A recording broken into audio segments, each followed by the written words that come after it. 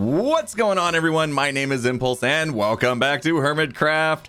Oh my goodness, the turf war has finally ended and look around. Man, the HEP works fast. They have already gotten rid of all the mycelium in the shopping district. I cannot believe how quick they got that taken care of. But look around, no mycelium to be found, which, yeah, honestly, it's a good thing. It's a good thing. Look at it. It just looks so much better. We all agreed.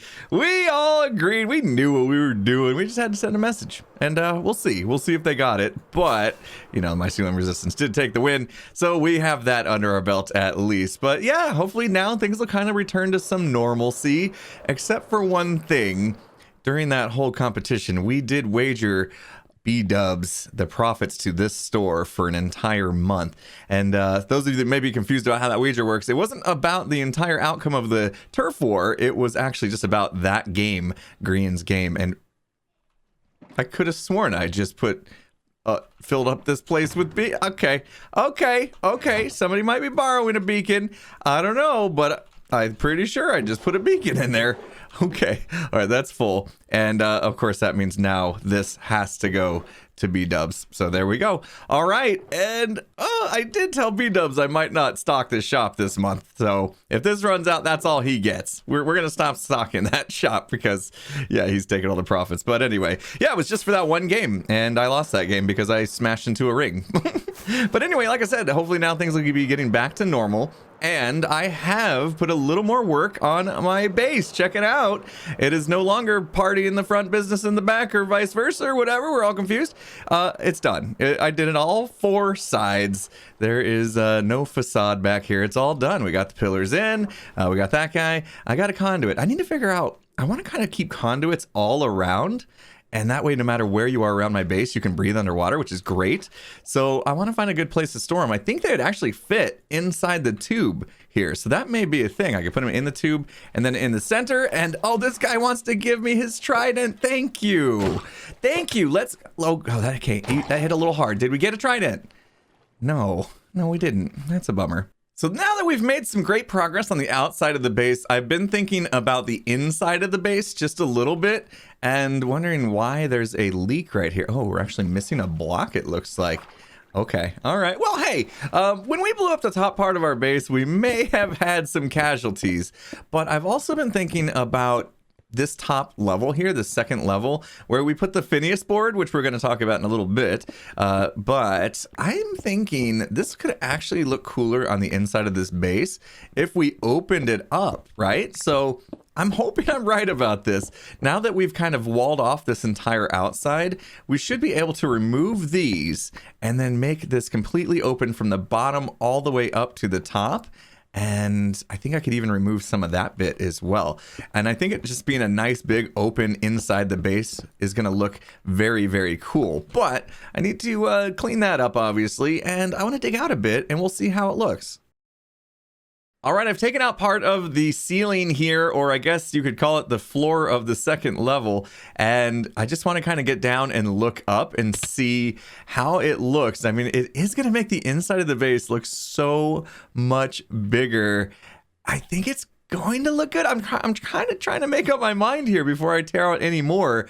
But I think my biggest problem is this thing is in the way of the view. And these kind of do need to stick out, right? As part of the outside of the base. So we'd have to cover up some of that underside of the dirt and things like that. But maybe if this didn't go so tall, and also I think a lot of that could get removed. So let's go take a look and kind of see what we're dealing with up here. There should be a space in here. Yeah, this is where we kind of extended that up to meet the ceiling, but we could bring this back down if we tear this out. And I think that would allow us to look up and see much more of the open room, which would be kind of cool, I think. But we do have this problem here. We have our farm board. For those of you that don't remember, we are trying to knock off every one of these farms before the end of the season. And we got a long ways to go. I don't even think we're halfway there. I haven't stopped to count them. But we would have to move this and the Phineas machine as well, which is a machine that spits out a random farm for us to do. So Here's what I'm going to do, I think. I am going to try to think about whether or not I want to remove this and open it up to the top. And while I'm giving that a think, let's go ahead and build a farm up because, you know, things are getting back to normal. We can finally get back to doing some of these. So we hit the button and this says a Hoglin farm. Okay, all right. This is something I haven't really done much of the 116 stuff. We had the Hoglin farm. There's a piglin bartering. Yeah, the trading system. I haven't done any of these new farms yet. So I guess it is time.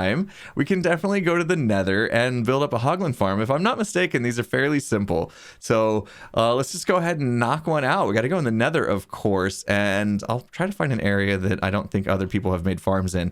So, all right, I guess I'll go do a little bit of research and see how these things function, but I think they're fairly simple. We'll at least need to know what biome they spawn in, I suppose. And as it turns out, Crimson Forest is the biome, and you can see I've kind of laid out a square here to make sure that we have got all of this area inside the Crimson Forest, and we're going to build this farm up. And it's fairly simple farm. I did some research. I looked around the tubes of you and I found a few good tutorials, and I think the one I'm going to go with is a friend of mine, LogicalGeekBoy. You guys have probably heard of him before. He does some amazing farms, and what I like about this one is it's fairly simple and it's going to produce just way more pork than we ever need. So yeah, job will be done in no time. So here we go. It's fairly simple. We're just going to create a collection area in the middle and then a place for them to kind of fall down and burn to death so we can get some cooked pork, of course, and then a spawning platform. And we use these guys, the warped fungus, to basically get them to be afraid and run away. And I must not have put enough light down because it looks like we got a little dude spawning up here already. So we also need to make sure we throw down a ton of torches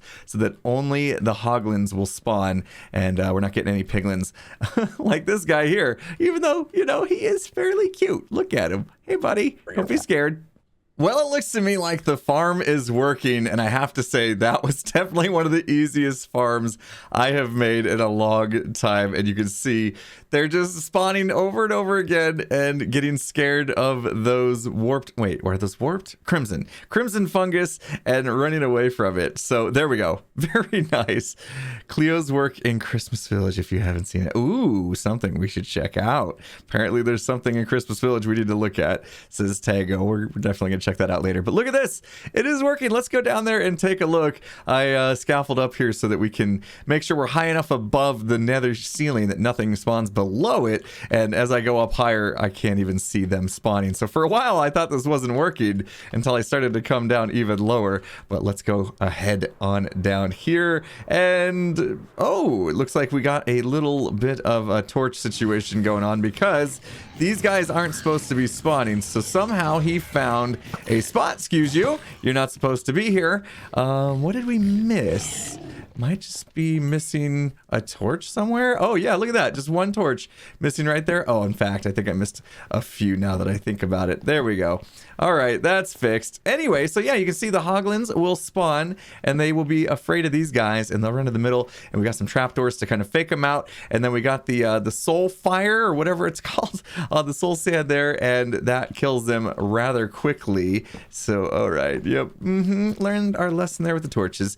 So yeah, they die on that really quick, and then we just shall go down below and we're just collecting it with some hoppers under the soul sand, since soul sand is not a full block and I can't fly out of there properly. I need to get a few more chests because something tells me if I AFK just overnight, yeah. Oh yeah, that's right. We get leather too. I almost forgot about that. We get a bunch of cooked pork chop, a bunch of leather. Super duper simple farm to build. Look at that. All right. Of course, you're probably wondering if there's a tutorial for it. There definitely is from LogicalGeekBoy. I'll put that in the description. But I took maybe 20 minutes, 30 minutes to build this up at most. So if you're looking for a quick and easy pork chop farm, there you go. Free food for days, which cooked pork chop's not my food of choice. But hey, I just wanted to be able to light up another square on the board and check off one more farm, and I needed the time to think about what we wanted to do with the base. And I think I made a decision, people. I think we're gonna open it up. We're just gonna do it. You guys know me. I mean, what's my name? Impulse? We're gonna be impulsive. We're gonna open up the ceiling, and I think it's gonna make the inside of the base look really cool. So I'm gonna get back and get my pickaxe out and start digging it out, and we'll see how it looks when it's done. Well, it's done, as you can see. We tore out the second floor and a bit of the third floor as well. And now we can see all the way up, which is pretty cool, but it's not spectacular just yet. I mean, there's a lot going on, right? There's a lot of all this kind of stuff. You can see dirt, which isn't great. And that's because what we're seeing is basically the backside of the exterior, which is not the way we are going to want it, of course, because yeah, it's just kind of a mess. So we're going to definitely have to do some interior walls, and you could probably hear me cringing, a ceiling. I hate doing ceilings. You know I hate doing ceilings if you've been around for a while. Ceilings are, just so tough to do and always so awkward to build them out. But we're going to have to do one because we can't just have exposed dirt there. Also, you may notice I took out the water curtain there. We had a bit of an issue. I accidentally broke a block. I think I broke that block right there, which let water flow out and down and into my smelter and washed out some redstone, even hit some redstone for the sorting system. And I had to redo some of it, and that was a bit of a nightmare, but it wasn't as bad as it could have been. And to make sure we don't have any more of these kind of issues, I kind of put this floor down for now. This is probably going to be temporary. We're either going to cover it or have to replace it with something else. But we also have this issue, of course. We're going to have to move the finish machine, as I mentioned earlier, because it doesn't make sense where it's at. But I think what I can do today is I have an idea for how to kind of clean this bit up and make it a bit more functional so that we can at least, I don't know, get a different kind of view of the place, which might be cool. So let me do that now and we'll see what we think. Things are starting to look a little better in here. I've got this design going on for the ceiling part, at least this bottom area, and I made it very dark in here, so I had to chuck in some lights up there. And I'm thinking I might do some as well underneath. That might actually end up looking good because it is a bit dark. It looks like it might be nighttime outside, and of course B-dubs is not on. So let's go ahead and sleep through the... Uh-oh. Zuma starved to death. I didn't even see that. I've been busy building. Nobody else saw anything either, it seems like. I think Azuma might have been AFK and he starved to death. Uh-oh. I hope he didn't lose anything. Anyway, I got some cleanup to do here. I tried to do this, put sea lanterns underneath these stairs, hoping that they would show in the front, and they didn't. I should have looked at that before we slept the night away so you could see, but these didn't do anything, so I'm going to take them away.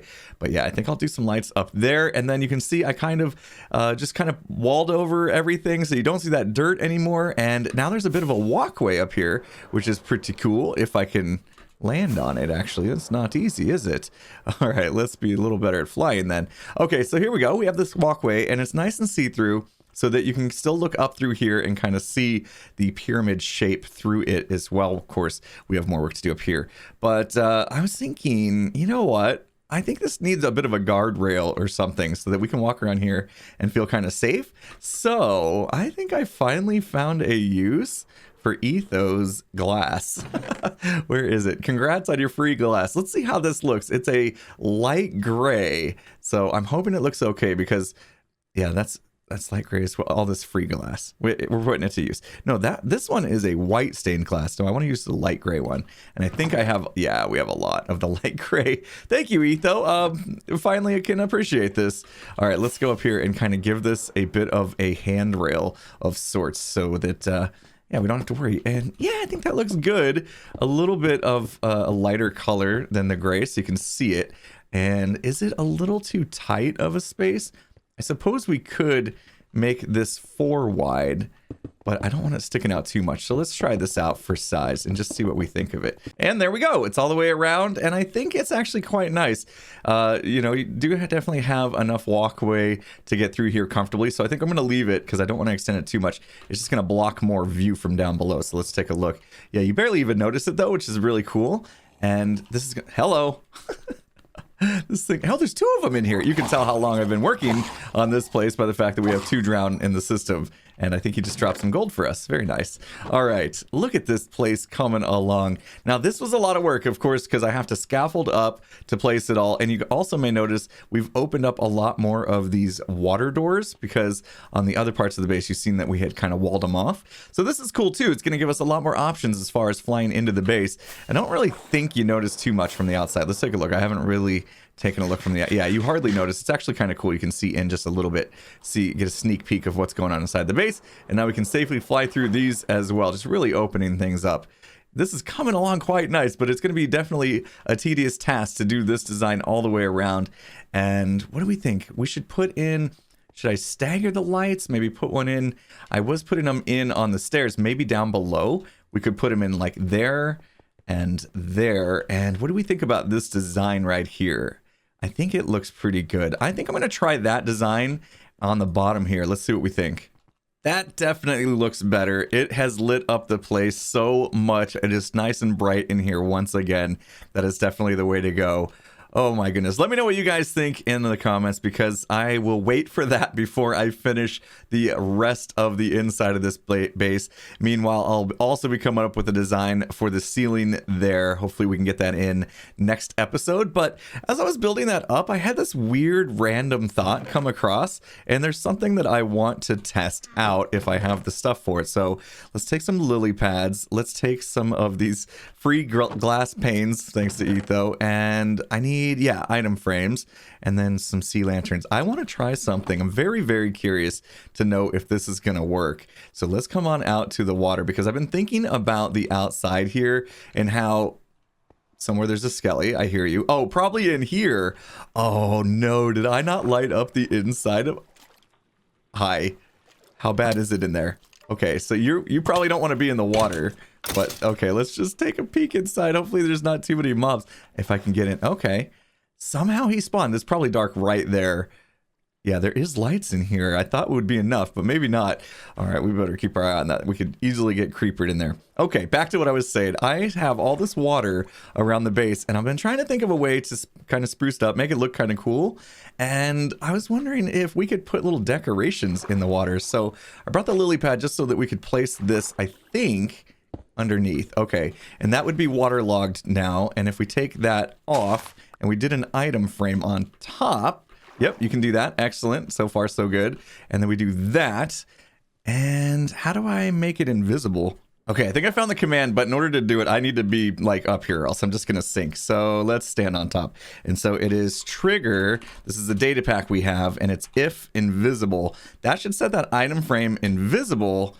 And then, yeah. Kind of cool. Maybe the sea lantern's not the right thing to do with that, but you can barely see the glass pane. Maybe if I use a different color glass pane like cyan, it'd be even less visible. But look at that, we just got a little floaty bit in the water. I don't know, maybe there's something we could do with that. Now, of course, we don't want to do too many item frames because it will cause lag, but just having a few around could be kind of cool. I'm going to leave it there for a minute. Let's go ahead and think on that. Let me know your thoughts on what we could do with that trick. I can't believe that worked. It just came to my mind. I was like, I wonder if we can make things look like they float in the water. That's awesome. Anyway, let me know if you guys have any ideas on what we could do with that. But before I forget, Tango mentioned earlier that Cleo had done something really cool in the Christmas district. Or I don't know if we're calling it a district or area or what. But I want to head on over there and see what he was talking about. I have just arrived in the Christmas district and definitely see some new things have popped up that I want to check out. I have no idea what this is all about. And I turn around and I notice there is a ginormous, that's a word, there's a ginormous snowman. What is happening here? This is huge. This must have taken forever to make. Oh my gosh, it is spectacular though. Look at the size of that thing. That is what you call going big. It's beautiful. I love it. Oh my goodness. All right, let's go take a look at some of the things that we have around here. We got something floating out here. Is there a front entrance?